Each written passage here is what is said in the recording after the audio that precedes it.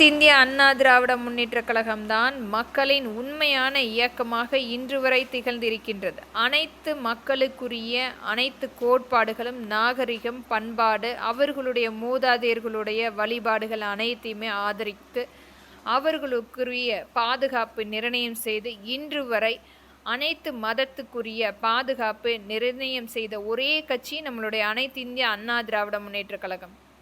ஒரு மிகப்பெரிய சான்றாக இன்றைக்கு அனைத்து மக்களுக்குரிய ஒரு பாதுகாப்பு ஒவ்வொரு ஆட்சி முறையிலும் நாம் நிர்ணயம் செய்து கொடுத்திருக்கின்றோம். வருகின்ற சட்டமன்ற தேர்தலில் அனைத்து மதத்துக்குரிய கோட்பாடுகள், நாகரிகம், பண்பாடு அவர்களுக்கேற்ப அங்கீகாரம் அளிக்கப்படும். அவர்களுடைய பாதுகாப்பு கண்டிப்பாக நிர்ணயம் செய்து தரப்படும். அதிலும் இஸ்லாமிய மக்களுடைய பாதுகாப்பு கண்டிப்பாக நிர்ணயம் செய்து அவர்களுடைய கோட்பாடுகள் கண்டிப்பாக பாதுகாக்கப்படும்.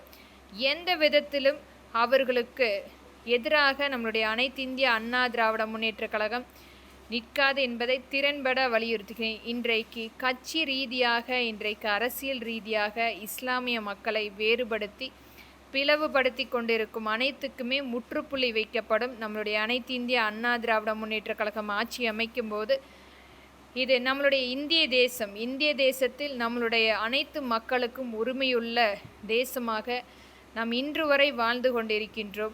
எந்த ஒரு மதத்தையும் இனத்தையும் வைத்து இங்கு பிளவுபடுத்தக்கூடிய நபர்கள் கண்டிப்பாக தண்டனைக்குரிய சட்டமாக்கப்படும். நம்மளுடைய அனைத்து இந்திய அண்ணா திராவிட முன்னேற்றக் கழகத்தில். நன்றி.